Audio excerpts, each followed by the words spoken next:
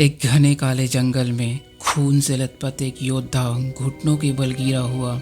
चारों ओर सैकड़ों खून से भरी लाशें पड़ी हुई। उसे सांस लेना भी मुश्किल हो रहा है। उसकी आंखों के सामने अंधेरा छाने लगा है। अगर तुम्हारे पास दो रास्ते हो, एक जिसमें तुम्हारी मौत तय हो चुकी हो और दूसरा जिसमें तुम अपने ही डर को मारकर सबसे खतरनाक ताकत पा सकते हो, तो तुम क्या चुनोगे? सिर्फ कुछ समय पहले तक संग जिनवू को दुनिया का सबसे कमज़ोर हंटर कहा जाता था। एक ऐसा आदमी जो अपनी ही टीम के लिए सिर्फ बोझ था, जिसे हर कोई ह्यूमैनिटी का सबसे कमज़ोर कड़ी मानता था। लेकिन किसी को ये नहीं पता था कि ये कमज़ोर लड़का पूरे एनीमे वर्ल्ड का सबसे ताकतवर कैरेक्टर्स में से एक बन जाएगा। आज हम इस वीडियो में संग जिनवू की सबसे खतरनाक ताकत, उसकी जर्नी और इस सवाल से पर्दा उठाएंगे कि क्या वो सच में एनीमे इंडस्ट्री का सबसे ओपी मेन कैरेक्टर है या नहीं। तो वीडियो को एंड तक देखो, क्योंकि ये वीडियो तुम्हें सच दिखाएगा। संग जिनवू एक ऐसा नाम जिसे सुनकर सभी हंटर्स हंसते हैं। उसे ई रैंक हंटर कहा जाता था, यानी कि हंटर सोसाइटी का सबसे कमज़ोर योद्धा। जब बाकी हंटर्स बड़े बड़े मॉन्स्टर से लड़ रहे होते थे, तब जिनवू को एक साधारण गॉब्लिन से भी लड़ने में मुश्किल होती थी। लेकिन किस्मत ने उसके साथ ऐसा खेल खेला जिसे सुनकर तुम भी दंग रह जाओगे। एक दिन उसे और उसकी टीम को एक सीक्रेट डंगन में भेजा जाता है, जहां अंदर घुसते ही उन्हें लगा कि ये कोई साधारण डंगन है, लेकिन हकीकत कुछ और ही थी। ये कोई आम डंगन नहीं था, बल्कि एक डेथ ट्रैप था। अंदर मौजूद विशाल स्टैचू ने एक एक करके हर हंटर्स को बेरहमी से मारना शुरू कर दिया। चीखें गूंज रही थी, खून बह रहा था और जिनवू अपनी आंखों के सामने अपने साथियों को मरते हुए देख रहा था। वो खुद मरने ही वाला था, लेकिन तभी उसे एक अनजान शक्ति ने बचा लिया। That's called system. सिस्टम कोई साधारण गेम मैकेनिज्म नहीं था। ये एक ऐसी ताकत थी जो जिनवू को इंसान से कुछ और बनाने की ओर धकेल रही थी। सिस्टम ने उसे एक प्लेयर बना दिया, यानी वो अब खुद को अपग्रेड कर सकता था, नए स्किल सीख सकता था, अनलिमिटेड लेवल अप कर सकता था। सुनने में काफ़ी कूल लगता है ना? लेकिन एट द सेम टाइम काफ़ी हॉरिफाइंग भी। इसमें उसकी जान भी जा सकती थी।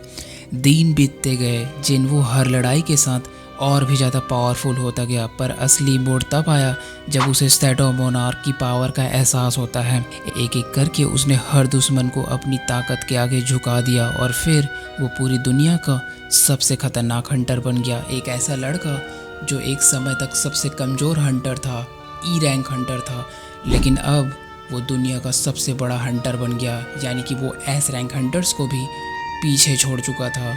सिस्टम की बदौलत जिनवू की ताकत लगातार बढ़ती जाती है और वह असाधारण क्षमताएं हासिल करते जाता है।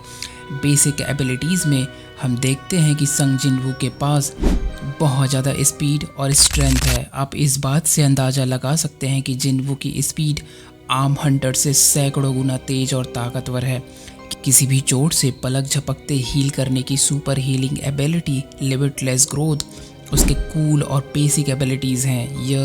ये संग जिनवू के बेसिक एबिलिटीज़ हैं। इसके पावर्स का इम्पॉर्टेंट सोर्स सिस्टम है, जो स्पेशल एबिलिटीज़ रखता है।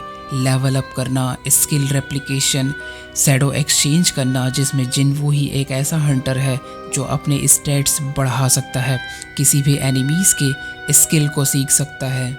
यानी कि तुम सोच सकते हो कि संग जिनवू को काउंटर करना लगभग इम्पॉसिबल लगता है। और शैडो एक्सचेंज के जरिए संग जिनवू शैडो के जरिए टेलीपोर्ट भी कर सकता है। संग जिनवू की इन्फिनिट शैडो आर्मी, जितना ताकतवर उसका दुश्मन होता है उतना ताकतवर उसका शैडो रहता है।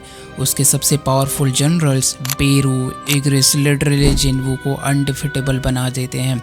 ऊपर से जैसे जैसे स्टोरी आगे बढ़ती जाती है, जिनवू असली शैडो मोनार्क बन जाता है। शैडो मोनार्क एक डोमेन की तरह है जो उसके एनिमीज़ के लिए नाइटमेयर की तरह काम करता है। ये डोमेन एनिमीज़ को फियर और होपलेसनेस में डाल देता है, जिससे वो अपने आप को ज़्यादा देर तक टिका नहीं पाते। संग जिनवू टाइम ट्रैवल जैसे पावर्स भी कैरी करता है, जिसमें एक स्पॉइलर भी है नॉन रीडर्स के लिए। जिनवू लास्ट बैटल में ह्यूमैनिटी को बचाने के लिए टाइम को लिटरली उल्टा कर देता है एंड लास्ट में अपने सभी पावर्स के साथ नॉर्मल लाइफ जीने के लिए पाथ चूज़ करता है। संग जिनवू का कैरेक्टर एक जर्नी की तरह है, जिसमें वो ऑर्डिनरी हंटर से लेकर एक शैडो मोनार्क बन जाता है। उसकी जर्नी में हर पावर्स का अपना एक सिग्निफिकेंस होता है। पर बात यह आती है कि क्या संग जिनवू अदर एनिमीज के मेन कैरेक्टर्स को हरा सकता है? संग जिनवू की ओवरऑल पावर्स को जानने के बाद फैंस के मन में ये डाउट ज़रूर आता है कि क्या संग जिनवू अदर मेन कैरेक्टर्स को हरा सकता है? गोकू की अल्ट्रा इंस्टिंक्ट्स वर्सेस जिनवू की शैडो आर्मी क्या उसे हराने के लिए काफ़ी है? साइतामा का वन पंच वर्सेस सन जिनवू की मोनार्क, नारुतो का सेज ऑफ सिक्स पैथ और संग जिनवू की शैडो आर्मी, इचिगो कुरुशाकी की होलोफिकेशन, बंगाई और जिनवू की शैडो मोनार्क डोमेन, लूफी, एरन, बहुत सारे मेन कैरेक्टर्स है। ये काफ़ी डिबेटेबल टॉपिक है जिसका आउटकम लिटरली फैंस में वर्ल्ड वॉर ला सकता है। अगर मैं जिनवू की पावर्स को अदर एनिमे कैरेक्टर्स के साथ कंक्लूड करूं तो संग जिनवू की पावर काफ़ी ज़्यादा यूनिक है। उसकी पावर्स में एक स्ट्रैटेजिक और टैक्टिकल अप्रोच है जो उसे डिफरेंट बनाता है और न्यू वॉचर्स को अट्रैक्ट करता है। But as a OG old reader, Naruto, Luffy, Ichigo, Goku, Saitama, Eren की बात ही कुछ अलग है। इन सब एनिमेस को देखकर हम सब बड़े हुए हैं। लेकिन तुम क्या सोचते हो? क्या संग जिनवू गोकू और अदर मेन कैरेक्टर्स को हरा सकता है या उससे ज़्यादा ताकतवर है? या आपके हिसाब से कौन सा एनिमे कैरेक्टर आपको ओपी लगता है? आपके थॉट्स कमेंट में शेयर करो। अगर ये वीडियो पसंद आया तो लाइक करो, शेयर करो और सब्सक्राइब करो।